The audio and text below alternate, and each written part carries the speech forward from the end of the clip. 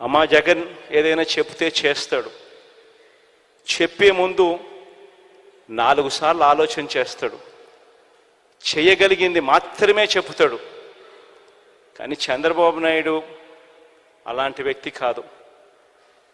ఎన్నికల కోసం, ఓట్ల కోసం ఏమైనా చెబుతాడు, ఎవరినైనా మోసం చేస్తాడు అవసరం కోసం అన్నది మన కళ్ళ ఎదుటనే కనిపించిన సత్యం. 2014లో ఇదే చూశాం, దానికన్నా ముందు ఇదే చూశాం. ఇవాళ తాను కేజీ బంగారం ఇస్తానని చెప్తున్నాడు, ప్రతి ఇంటికి బెంజ్ కారు కొనిస్తానంటున్నాడు. మళ్ళీ జరగబోయేది మాత్రం మళ్ళీ ఇదే అమ్మా అని చెప్పి ప్రతి ఇంటికి వెళ్ళి చెప్పే పరిస్థితి రావాలి. ఈ 45 రోజుల్లో ఇక ఎన్నికలు జరగబోతున్నాయన్న సంగతి జ్ఞాపకం పెట్టుకోండి. ఈ 45 రోజులు దాదాపుగా మన పార్టీలో అయితే మోరర్లెస్ టికెట్లన్నీ మోరర్లెస్ అందరికీ కన్ఫర్మ్ అయినట్టే. మోరర్లెస్ ఎందుకంటే మార్చాల్సినటువన్నీ దాదాపుగా ఇప్పుడే 99% మార్చేసినాము. ఇంకా ఏదైనా ఉంటే 1 6 ఏదో అన్నా ఉంటే అక్కడో ఇక్కడో ఏదో ఉంటే మొత్తం కలిపినా కూడా పెద్ద ఎక్కువేమి ఉండవు. కాబట్టి అందరికీ మోరర్లెస్ కన్ఫర్మే. కాబట్టి ఖచ్చితంగా పోండి, ఆర్గనైజేషన్ మీద ధ్యాస పెట్టండి. ఇంతగా ప్రతి ఇంటికి మంచి చేసి, ఇదిగో ఇన్ని లక్షలు మీ ఇంట్లో మంచి జరిగింది అని చెప్పి ఏకంగా లెటర్ల రూపకంలో ఇచ్చి ఆ జరిగిన మంచిని చెప్పగలిగిన పరిస్థితి బహుశా దేశ చరిత్రలో ఏ పార్టీ కూడా తమ ఎమ్మెల్యే అభ్యర్థులకు ఇచ్చిన పరిస్థితి ఎప్పుడూ ఉండకపోవచ్చు. ఒక్క వైఎస్ఆర్ కాంగ్రెస్ పార్టీ మాత్రం మన ఎమ్మెల్యేలకు ఆ అవకాశం ఇస్తూ ఉంది. కాబట్టి మీరు చేసుకోవాల్సిందల్లా ఇంకా ఆర్గనైజేషన్ మీద ధ్యాస పెట్టడం. రాబోయే రోజుల్లో నేను ఒకటే చెప్తా ఉన్నా, ప్రతి నియోజకవర్గం ఏ గ్రామం తీసుకున్నా అందులో 93% 87% ఇళ్లకు మనం మంచి చేశాం. 93 87 అయితే నగరాలు సిటీలు అయితే 80 ఎక్కడ చూసినా ఈ స్థాయిలో మంచి జరిగింది. మరి 87% ఇళ్లకు మంచి జరిగితే అది ఏ నియోజకవర్గం అన్నా ఉండని, కుప్పం నుంచి ఇచ్చాపురం వరకు ఏ నియోజకవర్గం అన్నా ఉండని, ఇదే పరిస్థితి ప్రతి నియోజకవర్గంలో కూడా జరిగితే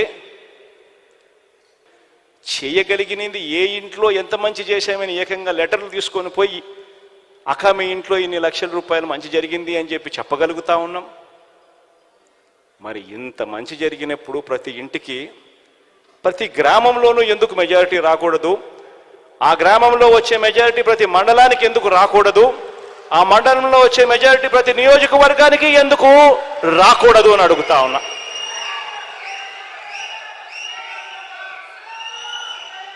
అది కుప్పమైనా సరే, ఇచ్చాపురమైనా సరే ఎందుకు జరగకూడదు అని అడుగుతా ఉన్నా.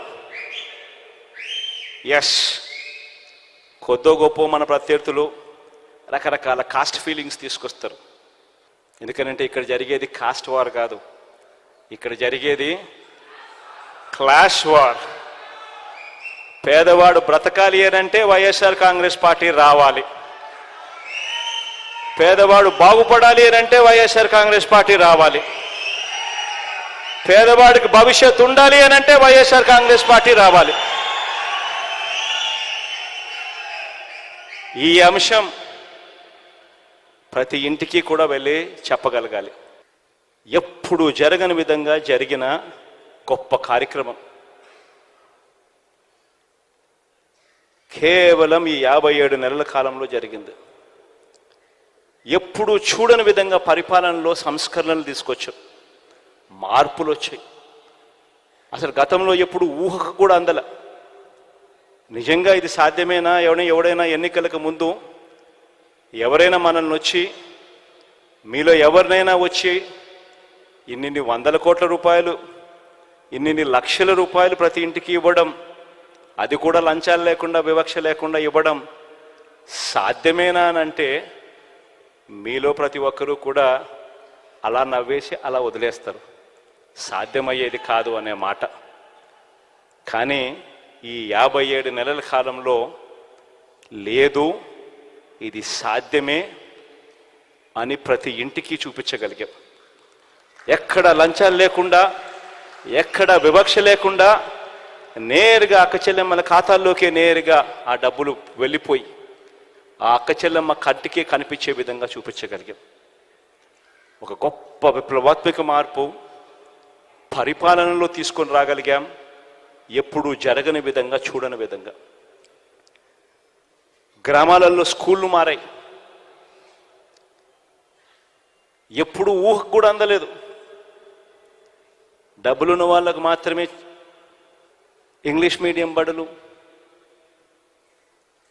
మంచి చదువులు, ట్యాబులు, క్లాస్ రూమ్లలో డిజిటల్ బోధన అని గతం. ఈ 57 నెలల్లో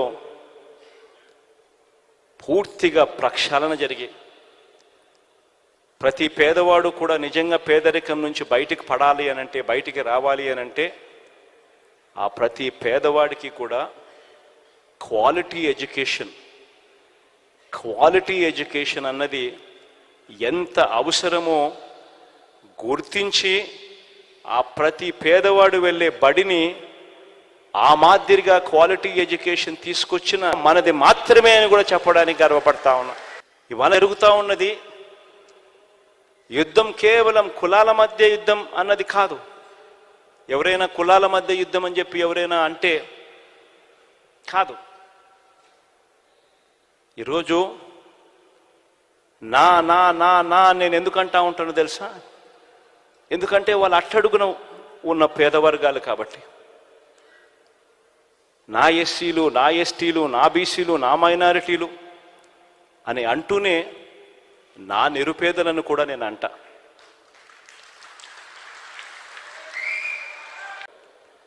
ఇక నేను చేయగలిగిందంతా నేను చేశా.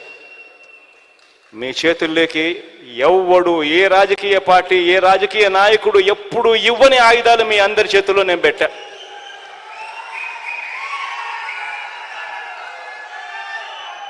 ఇక ముందుకు తీసుకొని పోయి ఎన్నికల్లో గెలిచి రావాల్సిన బాధ్యత ఇక కేవలం మీ మీద, ఈ 45 రోజుల్లో మీరు చేసే ఆర్గనైజేషన్ స్ట్రెంగ్త్ మీద మాత్రమే ఆధారపడి ఉంది అని చెప్పి మాత్రం చెప్తా ఉన్నా. ప్రతి ఒక్కరూ కూడా రెట్టించిన ఉత్సాహంతో పోండి. మంచి చేశాం, మంచి చేసి ఓటు అడుగుతా ఉన్నామన్న ఒక గొప్ప సంతృప్తితో పోండి. పోయి ఈసారి మాత్రం లాస్ట్ టైం నాకు 151 వచ్చాయి, లాస్ట్ టైం 22 ఎంపీలు వచ్చాయి. ఈసారి మాత్రం 175కు 175 రావాల్సిందే. ఆ దిశగానే అడుగులు పడాలి. 25కి 25 ఎంపీలు రావాల్సిందే అన్న దిశగానే అడుగులు పడాలి. ఆ దిశగానే అంతే కాన్ఫిడెన్స్తో అడుగులు వేయమని చెప్పి మీ అందరికీ కూడా all the very best wishes తెలియజేస్తూ సెలవు తీసుకుంటా ఉన్నాను.